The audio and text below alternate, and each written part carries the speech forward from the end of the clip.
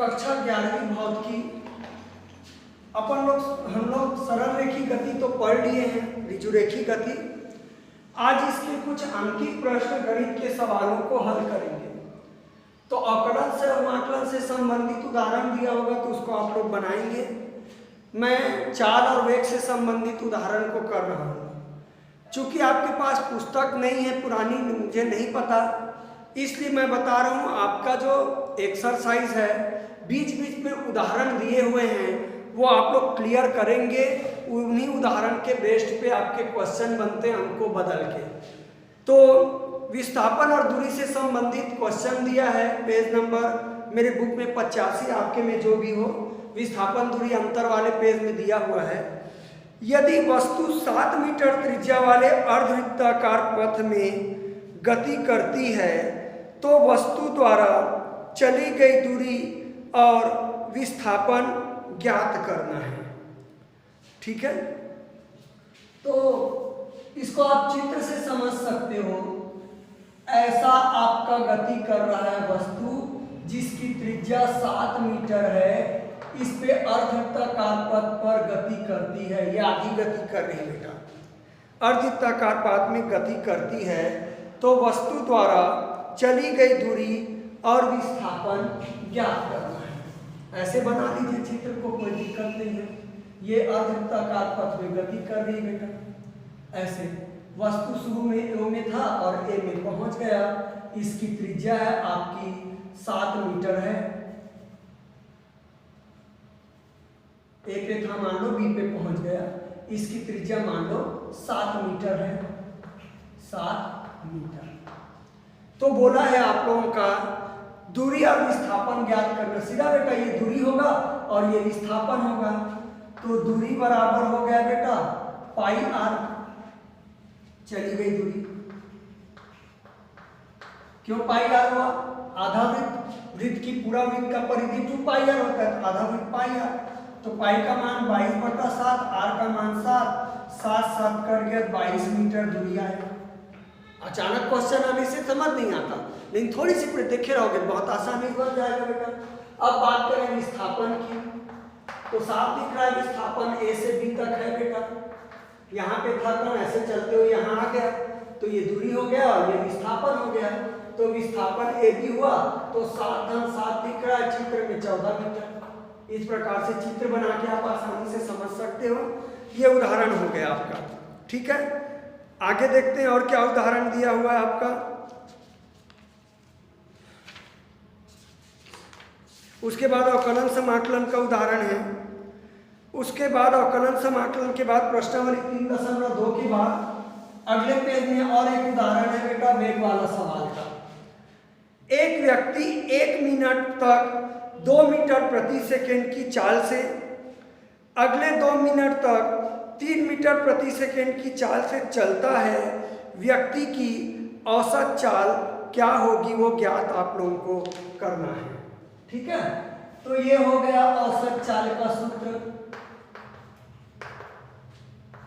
V1 T1 plus V2 T2 upon T1 plus T2। अलग अलग वेग और अलग अलग समय दिया है, तो औसत चाल का सूत्र ये है। 60 में आपका बुक दूसरे तरीके से किया हुआ है, मैं आपको डायरेक्ट बता रहा हूँ। इस सूत्र से आप लोगों का बन जाता है, क्योंकि चाल बराबर बेटा दूरी बटा समय होता है और वेग बराबर दूरी बटा समय होता है, तो दूरी की जगह वेग लिख सकते हैं। औसत चाल होता है तो चली गई कुल दूरी और कुल समय अंतराल। ठीक है, तो समय दिया है, एक व्यक्ति 1 मिनट तक 2 मीटर प्रति सेकेंड की चाल से, अगले 2 मिनट तक 30 मीटर प्रति सेकेंड की चाल से चलता है, उसकी औसत चाल ज्ञात करना है। तो बेटा V1 बराबर दिया है 2 मीटर प्रति सेकेंड, T1 बराबर दिया है मेरे ख्याल से 1 मिनट। तो इस 1 मिनट को मैं सेकंड में बदल दूंगा, 60 सेकंड। उदाहरण में आपके बुक में ढूंढेंगे, आप लोग घर में मेहनत करेंगे। वेग V2 दिया है, दूसरा वेग दिया है बेटा आपका 3 मीटर प्रति सेकेंड और समय T2 दिया है 2 मिनट दिया है। इसको भी सेकेंड में बदल देता हूँ, 1 मिनट में 60 सेकेंड, तो 2 मिनट में 120 सेकेंड होगा बेटा। यदि समय को सेकेंड में दिया रहता तो नहीं बदलता। अब आ जाइए औसत चाल का जो सूत्र है ना, तो उसमें मान ली। V1 का मान 2, T1 का मान 60, V2 का मान 3, T2 का मान 120, T1 का मान 60, T2 का मान 120। तो 6 दूनी 12, 12 तिया 36 और ये जुड़ के हो गया 180। थोड़ा मेहनत करिए फटाफट। ये सूत्र आपके बुक में दिया नहीं है, इसलिए आप लोग लिख सकते हैं सूत्र को, ठीक है। तो मैं बगल में हल कर रहा हूँ बेटा, यहाँ पे जगह है। तो ये आ गया 480 बटा 180, शून्य शून्य कट गया, 6 तिया 18 और 8 छक्का 48, तो ये आ गया 8 बटा 3। अब 8 को 3 से भाग दो बेटा, 3 दूनी 6, 3 छक्का 18, 3 छक्का 18 इतना आएगा बेटा, मीटर प्रति सेकंड मात्रक कर दिया। तो औसत चाल आ गया 2.6 मीटर प्रति सेकंड। तो वह आसान आपको अंकित प्रश्न करने हैं। आगे जाएंगे तो और भी अंकित प्रश्न हैं। क्या बोला है अगला, मैं मिटा रहा हूं इसको।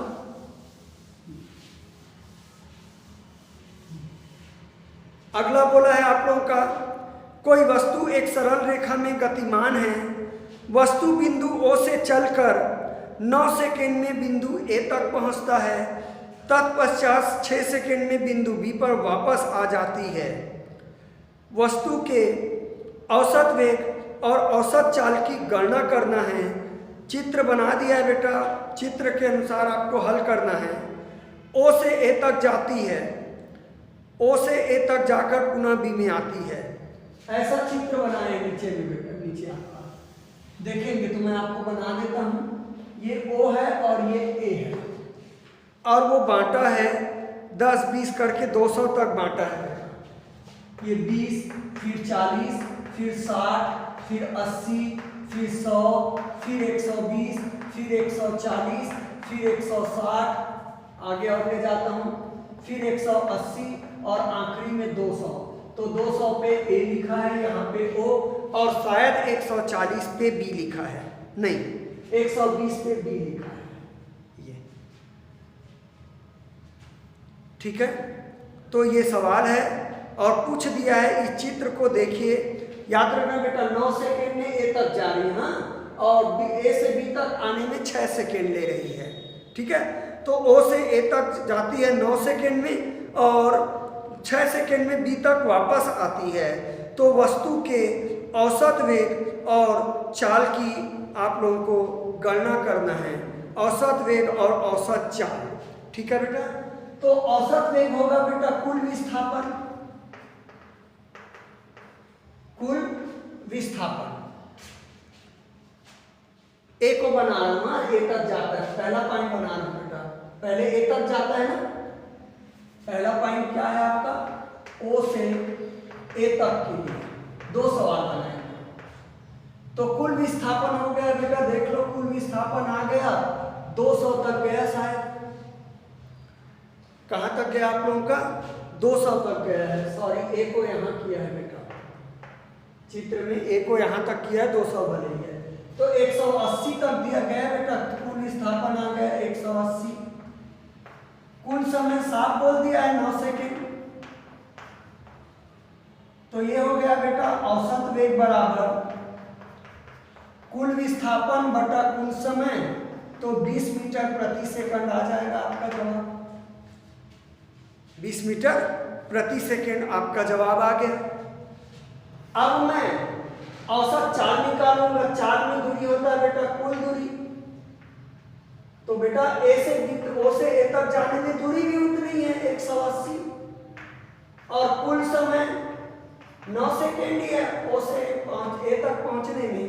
तो औसत चाल बराबर हो जाएगा दूरी बटा समय, ये भी आएगा बेटा 20 मीटर प्रति सेकंड। चाल में दूरी आता है और वेग में विस्थापन रहता है। तो OA चूंकि सीधा गया है, घुमा नहीं है, इसलिए सीधा सीधा इसका जवाब आएगा। अब हम बात करेंगे O से B तक के लिए। तो मैं कुल विस्थापन निकालता हूं। तो बेटा पहले 180 मीटर गया और उसके बाद इतना वापस आया, कितना 180 से 120 तक कितना वापस आया है आपका कितने का अंतर है? 20-20 का, 20-20-20, तो 60 वापस आया। आपका नहीं समझ में आता तो 180 से 120 तक वापस आया, 180 से 120 तक वापस आया अपन। तो मैं 180 है, ठीक है, और 120 तक वापस आया। देख लो बेटा कितना विस्थापन हुआ, वो भी तो हुआ, कहानी घटा रहे हो। 120 मीटर हुआ विस्थापन, भी तक पहुंचा ना आपका, वापस आ गया। तो विस्थापन कितना दिखा आपका? 120 दिख रहा है सीधा सीधा। और कुल समय ओ से ए तक जाने में 9 सेकेंड लिया और 6 सेकेंड आने में लिया बेटा, तो 15 सेकेंड आपका कुल समय हो गया। अब औसत वेग निकाल लेते हैं, इसको भाग देके 120 बटा 15, तो 15 छक्का 90, 15 7 15 120, तो ये आ गया बेटा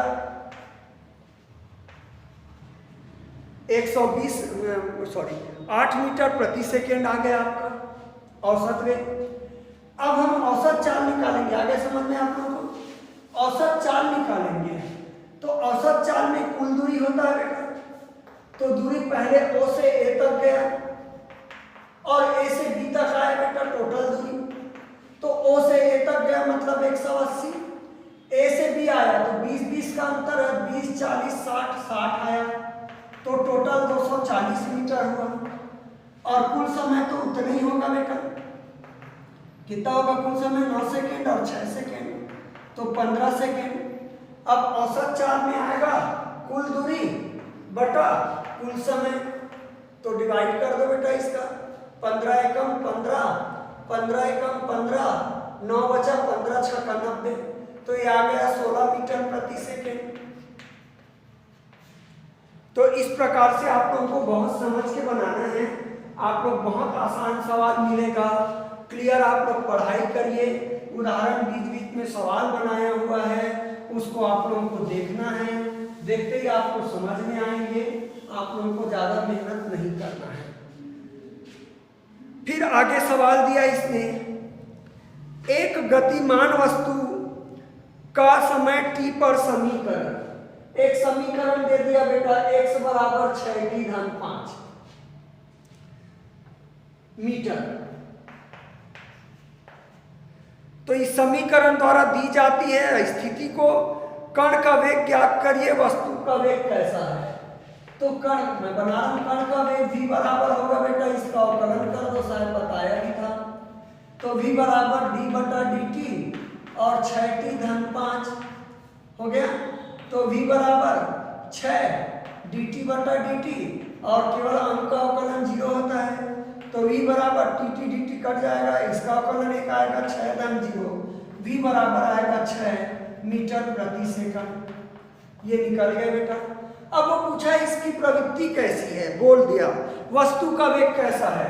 तो बेटा इसके साथ कोई चर वर्ग नहीं है, मतलब वस्तु का वेग नियत है, समय पे निर्भर नहीं कर रहा है, मतलब वस्तु का वेग नियत है। उसी को पूछ दिया वस्तु का वेग कैसा है, तो आपका जवाब आएगा वस्तु का वेग समय पर नियत नहीं है, समय पर निर्भर नहीं कर रहा है, अतः इसका वेग क्या है?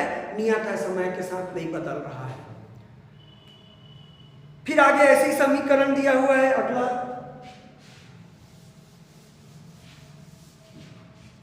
आगे आपका समीकरण दिया हुआ है x बराबर a, अगला उदाहरण है, प्लस bt स्क्वायर। a बराबर 3 दे दिया है प्रश्न में, और b बराबर 5 दे दिया है, मीटर प्रति सेकंड का वर्ग है मात्रक इसका, और a का मात्रक है, a बराबर 3 मीटर है। ये दो मान दे दिए गए। तो वस्तु का वेग निकालना है, पहला पॉइंट, t बराबर 0 पर और t बराबर 3 सेकंड पर वस्तु का वेग निकालना है। चले निकालें। v इज इक्वल टू होता है dx बटा dt, v बराबर d बटा dt a प्लस bt का स्क्वायर, v बराबर a नियतांक है तो 0 अवकलन, b t का वर्ग अवकलन होगा 2t, बेटा पढ़ा डाला हूं, मैं नहीं जानता। v बराबर हो गया 2bt, हो गया।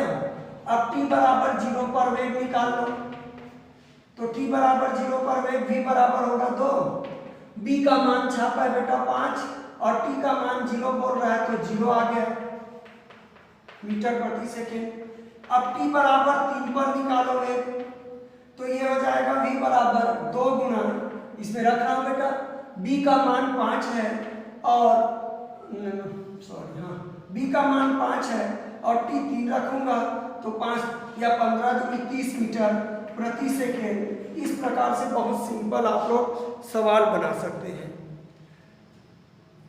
ठीक है, आगे बोला है बी पॉइंट, औसत वेग निकालना है, औसत वेग भी निकालना है।